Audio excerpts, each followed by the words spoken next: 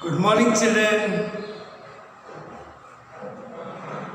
मेरे तरफ से सभी बच्चों को ढेर सारा आशीर्वाद। मेरे बच्चों, चैप्टर 1 को जो कविता है, कोई नहीं पराया जग में, मेरा घर तो सारा संसार है, इसका अर्थ भी बताया हूँ, वर्ड मीनिंग भी दिया हूँ।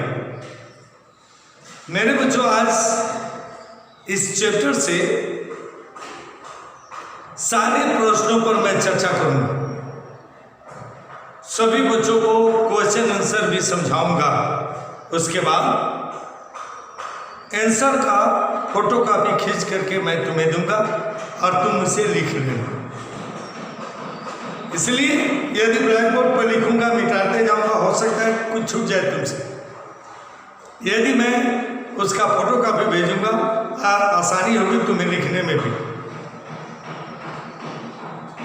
जैसे इस चैप्टर का पहले भाषा ज्ञान से संबंधित पहला प्रश्न है, नीचे दिए गए अनुपयुक्त पर्यायवाची में से गलत निशान लगाइए। कहने का मतलब ये, जो पर्यायवाची है, दो पर्यायवाची है और एक गलत है। पर्यायवाची का मतलब होता है सिनोनिम्स, मतलब उसका मीनिंग दो सही है, एक गलत है। जैसे मेरे बच्चों, संसार, संसार के लिए 3 शब्द ये हैं पर्यायवाची, जिसमें गलत है। दुनिया, जग, शहर। मेरे बच्चों, संसार का पर्यायवाची है दुनिया और जग। शहर गलत है, शहर गलत है। दूसरा शब्द है प्यार।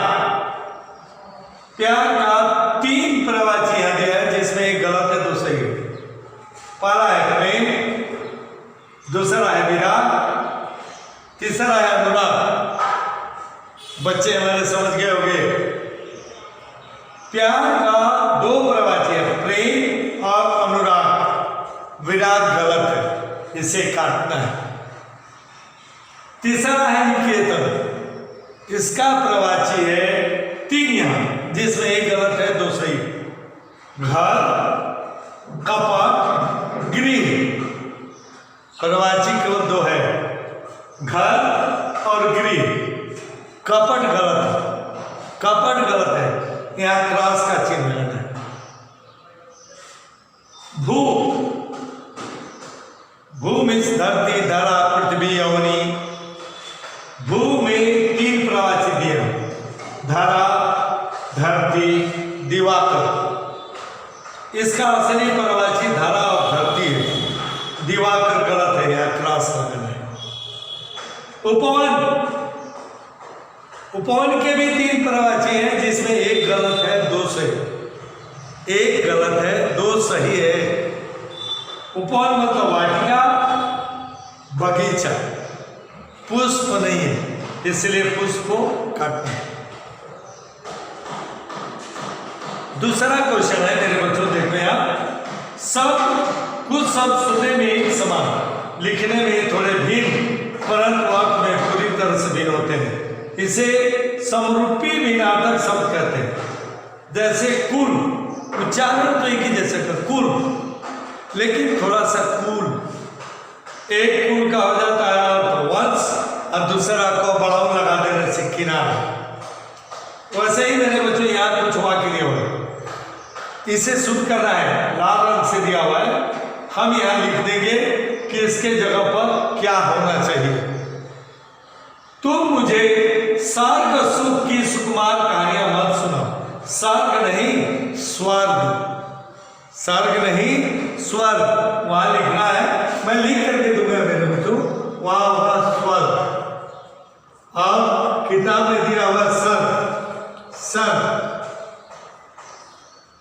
ये नहीं हो। इसलिए मेरे बच्चों, दूसरा, एक दिन हम आसमान को छूएंगे। आसमान नहीं, आसमान, आसमान नहीं, आसमान। उसका सही शब्द हम यहां लिख देंगे। उसकी दिशा बहुत खराब है, दिशा दिशा नहीं मेरे बच्चों, उसकी दशा, द तालविश्य आ की बात, दशा। मैं करके इसका भी फोटो कॉपी दे दूंगा। क्वेश्चन आंसर खुद मैं एक पेपर में लिखूंगा, उसका फोटो खींचकर भेज दूंगा। मेरे बच्चों तीसरा है, हमें दीन दुखियों की सेवा करनी चाहिए। दो में छोटी की मात्रा है दीन, दिन का मतलब है दिवस, जबकि यहाँ होना चाहिए दिन मीन्स असहाय। दो बड़ी, दीन दुखियों की सेवा करनी चाहिए।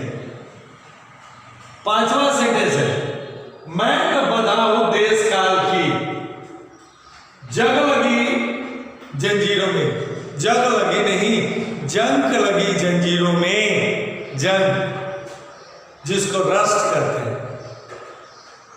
मेरे बच्चे ये क्वेश्चन नंबर 2 हुआ। Question number 3, fill in the blanks दिया हुआ है, फिल इन द ब्लैंक्स। वहां ब्रैकेट में कुछ शब्द दिए गए, उन शब्दों के विलोम शब्द से, उन शब्दों के विलोम शब्द से तुम्हें यहां फिल इन द ब्लैंक्स कर रहे हैं। जैसे देखिए, मेरे लिए कोई डैश नहीं है, मेरा घर तो सारा संसार। अपना दिया हुआ है, यहाँ अपना का अपोजिट है विलोम शब्द है पराया। मेरे लिए कोई पराया नहीं, पराया, अपना का अपोजिट पराया। मेरा घर नटू स्याही शब्दों का सिर्फ डैश है, आजाद दिया हुआ है। आजाद का अपोजिट होता है गुलाम, गुलाम है।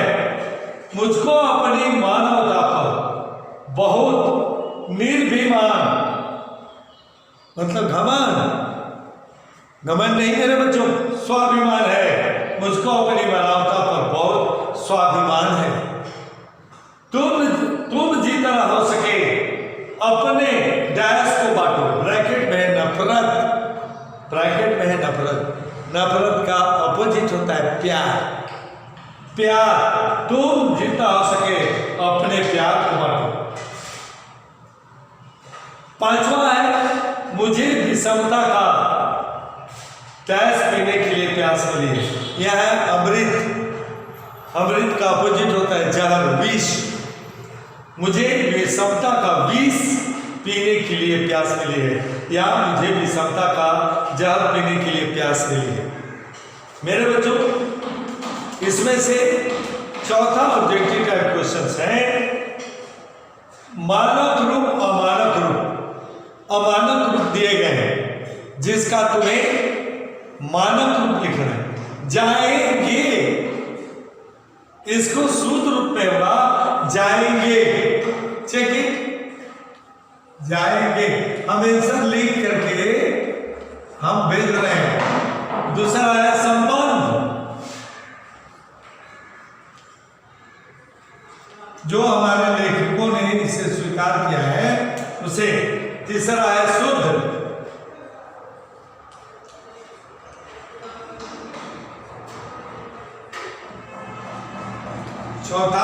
चौथा है द्वारा,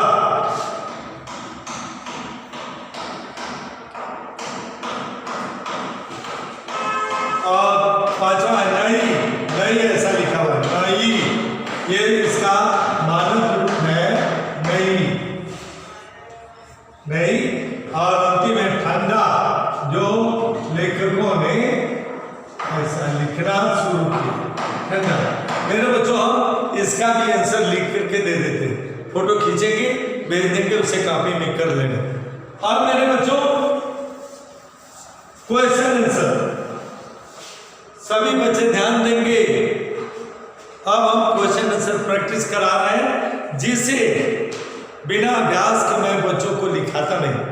इसीलिए इस चैप्टर से अभी तक मेरे बच्चों तुम लोग इस पोएम का अर्थ सुने हो, इस पोएम का अर्थ, और तुम्हें उत्तर को सोचना है। पहला प्रश्न, कवि ने अपना घर किसे कहा? क्या कवि ने अपना घर भारत में या जगह में बने हुए घर को अपना घर कहा?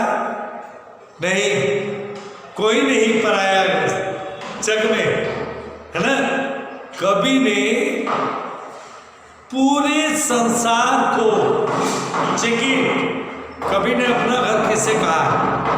कवि ने पूरे संसार को अपना घर कहा है, क्योंकि वह मानवता की राह पर चलने वाला है। कवि ने पूरे संसार को, कभी किसी में भेद नहीं मानता, इसीलिए उसका आंसर, इस क्वेश्चन का आंसर होगा, वन सेकेंड मैं क्वेश्चन बोल रहा हूं, कवि ने किसे अपना घर बताया? कवि ने पूरे संसार को अपना घर बताया है। एकदम एक सेंटेंस का आंसर। वन सेकेंड, कवि ने किसे अपना घर बताया है? उत्तर, कवि ने पूरे संसार को अपना घर बताया है। मेरे बच्चों, नेक्स्ट, कवि को किस पर अभिमान है? कवि को किस पर अभिमान है? मेरे बच्चों, कवि किसी आराध्य को मानने वाला नहीं है, किसी आराध्य में स्नेह नहीं रखता। कवि इंसानों से प्रेम करता है। कवि अपने को, उत्तर, कवि को किस पर अभिमान है? कवि एक इंसान है, एक मानव है, इसलिए कवि को अपनी मानवता पर अभिमान है। कवि एक इंसान है, मानव है, इसलिए उसको अपनी मानवता पर अभिमान है। यह है दूसरा क्वेश्चन, कवि को किस पर अभिमान है? कवि एक मानव, वो अपने आप को मानव समझता है, इसलिए उसको अपनी मानवता पर अभिमान है। थर्ड क्वेश्चन है, फूल के बारे में कवि की क्या धारणा है? फूल के बारे में कवि क्या सोचता है?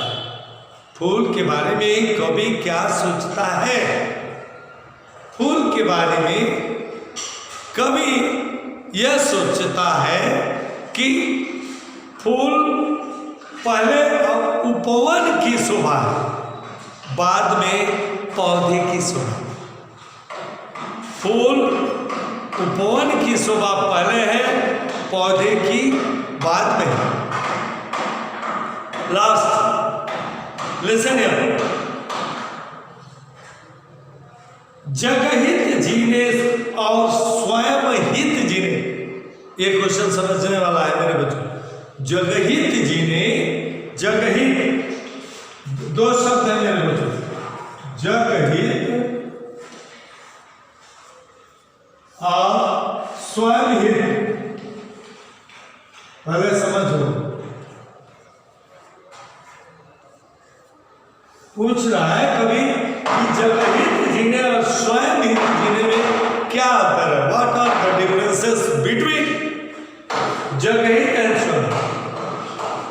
ध्यान सुनो मेरे बच्चों। उत्तर, स्वयं हित का अर्थ है, स्वयं हित का अर्थ है अपने लिए जीना।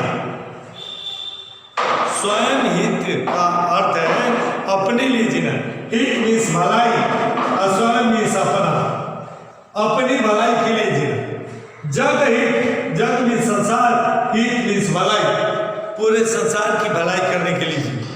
यही अंतर है मेरे बच्चों। स्वयं हित का अर्थ है केवल अपने लाभ के लिए जीना, अपनी भलाई के बारे में सोचना। और जगहित का अर्थ है संसार के लिए जीना, संसार के लिए जीना।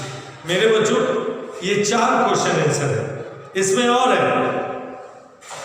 इस कविता का मूल भाव अपने शब्दों में लिखो। इस कविता का मूल भाव अपने शब्दों में लिखो। इसमें कवि ने बताया है कि संसार और संसार में रहने वाले लोग, उनकी सबसे बड़ी पहचान यह है कि वे इंसान हैं और इंसानियत मानवता उनका सबसे बड़ा धर्म है।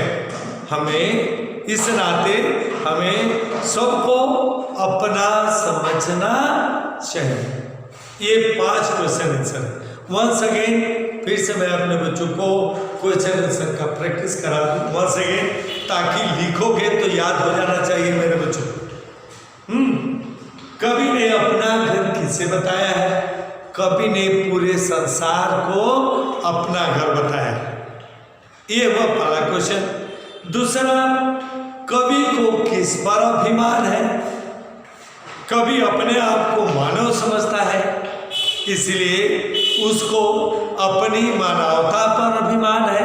ये हुआ दूसरा क्वेश्चन और उत्तर। तीसरा क्वेश्चन है, फूल के बारे में कवि की क्या धारणा है? फूल के बारे में कवि की धारणा है कि फूल उपवन की शोभा पहले है, पौधे की शोभा बाद में है। चौथा क्वेश्चन, जगहित और स्वयंहित जीने में क्या अंतर है? स्वयंहित जीने का अर्थ है अपने लिए जीना, जगहित जीने का अर्थ है सबके लिए जीना। ये हुआ चौथा क्वेश्चन और आंसर। पांचवा, इस कविता का मूल भाव अपने शब्दों में लिखो। ये संसार सबके लिए एक समान है। संसार में रहने वाले लोगों की पहचान यह है कि वे इंसान हैं और उनका धर्म इंसानियत है। अतः हमें सबसे प्यार करना चाहिए। मेरे बच्चों, ये chapter objective type question answer के साथ साथ क्वेश्चन आंसर भी कंप्लीट हुआ, जिसको मैं फोटो खींच कर भेज रहा हूँ। उसे मेरे बच्चों आप लोग कॉपी में कर लेना। कोई भी असुविधा आए, कोई भी कठिनाई आए, जब कक्षा शुरू होगी फिर से जो मैं एक्सप्लेन किया हूँ क्वेश्चन आंसर का या लघुत्तरीय प्रश्नों का, उसका पहले पीरियड में हम उसका समाधान कर देंगे, तुम्हें समझ में आ जाएगा। आज के लिए इतना ही मेरे बच्चों। Thank you.